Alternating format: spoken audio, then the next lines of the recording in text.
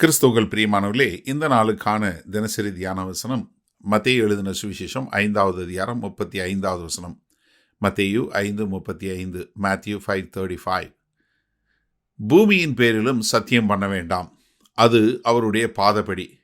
எருசலேமின் பேரிலும் சத்தியம் பண்ண வேண்டாம், அது மகாராஜாவினுடைய நகரம். முதல்ல என்ன, நீ சத்தியமே பண்ணாதன்ட்டாரு. அடுத்து என்ன சொல்றாரு? வானத்தில் சத்தியம் பண்ணாத. காரணம் என்ன?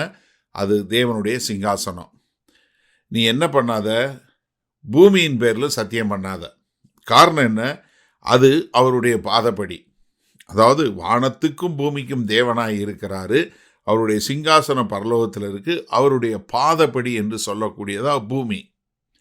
அடுத்து எருசலேம் பேரிலே சத்தியம் பண்ணாத.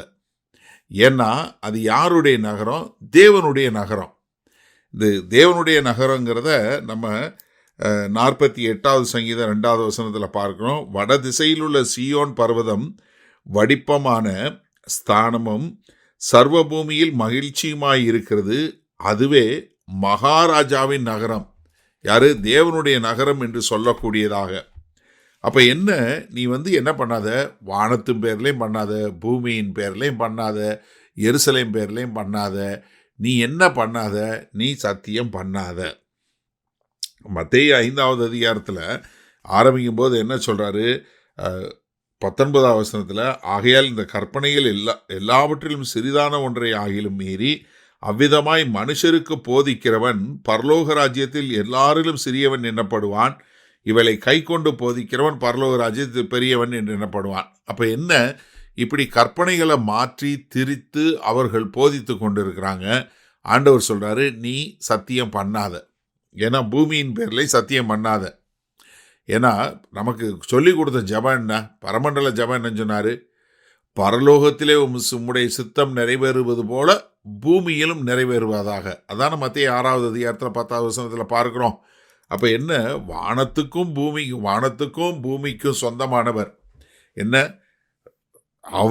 அவருடைய நகரமாகிய எருசலேம். இது எதிலையும் பேர்லையும் நீ சத்தியம் பண்ணாத. மாறாக நீ என்ன செய்ய? சொன்ன வாக்கை காப்பாற்று, சொன்ன வாக்கை செய்ய. அப்போ என்ன, நமக்கு என்ன தெளிவாக தெரிகிறது? கர்த்தராகிய இயேசு கிறிஸ்து என்ன சொல்கிறாரு? நீ சத்தியம் பண்ணாத. ரெண்டாவது, தேவன் பேரில் சத்தியம் பண்ணக்கூடாதுங்கிறதுக்காக நீ என்ன பண்ணாத? வானத்தின் பேரில் பண்ணாத. ஏன்னா அது தேவனுடைய சிங்காசனம். பூமியின் பேரில் பண்ணாத, அது தேவனுடைய பாதப்படி. எருசலேம் மேலே பண்ணாத, அது யாரு? அவருடைய பரிசுத்த நகரம். அங்கே தான் குமாரனாகிய கிறிஸ்து 1000 வருட அரசாட்சி அங்கிருந்து தான் நடத்த போகிறாரு. அது அவருக்கு சொந்தமானது. கர்த்தர் தெரிந்து கொண்ட நகரம், தெரிந்து கொண்ட ஜனங்களுக்காக. அதனால நீ என்ன பண்ணாத? அதன் மேலேயும் பண்ணாத. சரி, இந்த நாளில் இந்த வசனத்தை நம்ம எப்படி எடுத்துக்கொள்வது? ரொம்ப சிம்பிளுங்க. சத்தியம் பண்ணாதீங்க. அவ்வளோதான். நீங்கள் வாக்கு கொடுத்தா அந்த வாக்கை நிறைவேற்றக்கூடிய காரியமாக பண்ணுங்க.